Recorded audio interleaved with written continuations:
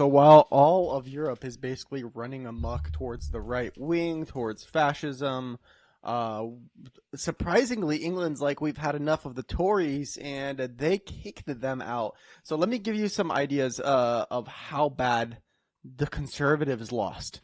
Um, Let me see. Okay, so Labour won 411 seats.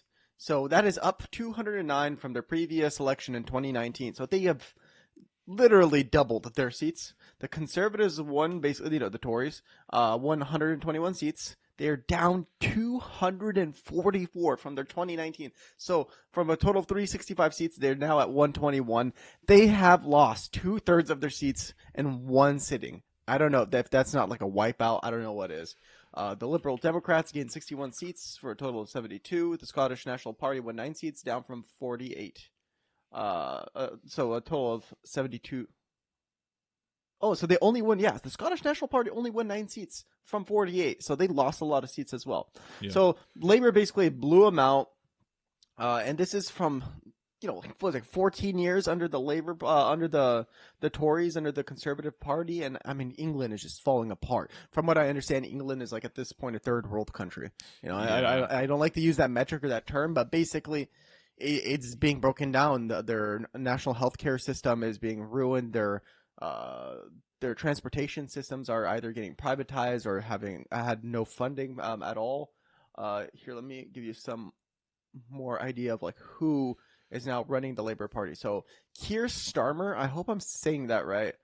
He's a funky looking fellow, if I may say so myself. He's also knighted, if you did not know. So Sir Keir Starmer has been the leader of the Labour Party since 2020. And so now he's has won and become, what was it, the Prime Minister? The Prime Minister in the United Kingdom since July of 2024. Born in London, raised in Surrey. I'm not very sure where Surrey is, but he is from England itself. Bachelor of Law, blah, blah, blah, blah. The things that are not needed to know. This guy, I believe, kicked Jeremy Corbyn out of the party for anti-Semitism. At least for the illusion, or he wanted to get the anti-Semitic brand, anti-Semitism, the label of anti-Semitism off of the Labour Party, if he believed or he didn't believe that was actually what Jeremy Corbyn was doing, which is fucking bullshit. Jeremy Corbyn is not an anti-Semite. But just, it's fucking politics. You got to clear up images and stuff like that. Yeah, I've seen a lot of like kind of drama about like Corbyn's reintegration and kind of retakeover of Labour. I think he had to run as an independent, right? As I believe so. Yeah, just because his ties to the Labour Party are being kicked off the Labour Party. Exactly. But unfortunately, Starmer is more of a conservative. I wouldn't say conservative. He is more of a moderate, right? Than more towards like the socialist left-leaning. So throughout his tenure as Labour leader, Starmer has tried to make his party more electable. Where have we heard this before? By forcing out individuals seen as entrenched in its socialist left wing, the faction that ran the party under its previous leader, Jeremy Corbyn. So, Jeremy Corbyn is what I would call just Bernie Sanders, the British Bernie Sanders. Yeah, I've seen Bernie Sanders has been tweeting and posting a lot on social media of like congratulating and like hyping up Jeremy Corbyn just in days after this election. Hell yeah. Because I had to kind of do a crash course about this. I have never really like been super involved with British politics. I knew that the Tories and kind of the conservative wing of British politics had kind of largely taken over and have held the kind of prime minister position for the last few. I know like they've had last 3 elections. Yeah, last 3, but they've been real rapid fire, right? Like after Boris Johnson was out, there was like one person in for like 6 months, and then another person in was like 8 months or something. Like they've had a bitch of a time apparently keeping prime ministers. Well, yeah, that's because they're all fucking stupid. Like these people are not meant to be in fucking politics. They literally look like they came out of like, I don't know, an alleyway in London. And it's like, I'm about to shank you, bruv, or whatever. I don't know what goes on in London, bro. I don't know, man. I know lots of stabbings in London. Yeah, and to answer or to follow back up, Surrey is just like, I think it's just a town just southwest of London, so it's really close to London. Got it, got it. So he's like, I don't want to be next to these fucking immigrants in London. I'm gonna move a little south. I'm just kidding. Yeah, It's probably cheaper. yeah, probably. So and basically, like I was saying before, after Corbyn called the findings of an inquiry into anti-Semitism in the party dramatically overstated, Starmer suspended him. Sometimes you have to be ruthless to be a good leader. So that was his Yeah, why he did that. And he is moving towards centrism. It's been criticized by left-leaning members of his own party, and he has backtracked several key pledges, including that Labour would increase income tax, scrap university tuition fees, nationalize a majority of Britain's public services. So basically, what we're looking at is like, yes, the Labour Party won. They won this dramatic, upset versus the Tories.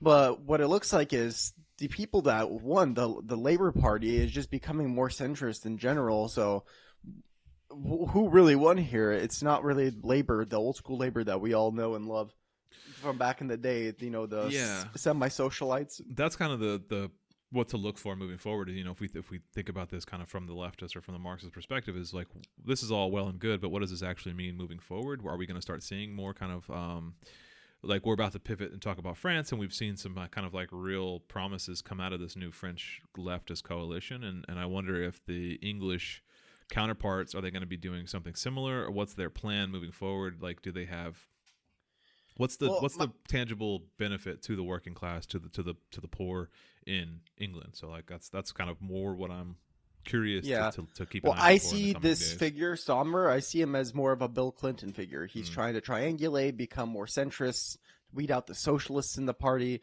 So what we'll see is like possibly a little bit less of racist laws passing. We might see Yeah. some reduction of privatization, but for long-term effects, I think it would be quite problematic because it's just not radical enough. Yeah. And I mean, radical in the sense of Jeremy Corbyn's not even radical. Yeah, I mean, right? At the end of the He's day, a social democrat. Yeah, so and that's so what I like, say. It's just more social democrat stuff, like more social democracy programs and stuff. So yeah, we'll see how that actually it's plays out. it's that whole Republican Democrat where the Democrat kind of like stables out the economy a little bit by making like some sort of minor pledges toward labor, and then the Republican comes takes over, everything fucking free falls, and the Democrat kind of like whoop, and then stabilizes it out again. It's never going to go up. But it just keeps going over. If you look at it over the long term, that trajectory will always kind of flow down. Exactly. And so what I'm scared of actually is I've had a couple political commentators that I watch point out that there is a new party in England. It's the Reform Party with that fucking douchebag of a character, Nigel Farage. Yeah. And basically these guys are far right. Yeah. And so what a lot of people are predicting is with Labour coming back into power, and they have all the power now. They can do whatever they like. They have the literal majority of seats. So if you put everybody else, combine everybody else together versus Labour, Labour still has more seats in the parliament. Yeah. Right? So they can pass whatever they need. When they realize that Labour is not going to do much, what's going to be problematic is then then they're going to switch back toward the right wing, and the only real right wing party that's even like that hasn't destroyed anything or has not give doubt to people would be the Reform Party with Nigel Farage. And so that's what's scary is because those guys are just straight out right wing. Like, so your concern is like that kind of rubber band effect of where if you pull too far to the left, it snaps back further to the right. And well, it's not. I wouldn't say back too far to the left. I would say they thought they elected the left, right? And then what they got was moderate, basically moderate Democrats. What we have here in America. And there was no change involved. And so to get change, people choose radical options. And the only radical option that has not been tried already would be a far right wing, because there is no far left in England, right? There's you pretty much go as left as you can as Labour Party, but then that's even been stripped down when Corbyn was kicked out. Yeah. Exactly. Yeah. So right now we have center left kind of. I would just call it the center at this point with Labour, and the rest of it is just right wing. There are parties like the the Scottish National Party, but that's more of like a national party that has nothing to do with like large amounts of political power, because the people that are going to vote for the Scottish National Party are people from Scotland. That's about it. They're not going to be able to control the entire of the UK. Yeah. And so there are really no options. And so I'm scared that it's gonna come back to bite them in the ass by being so moderate and not actually creating laws to change anything. Yeah.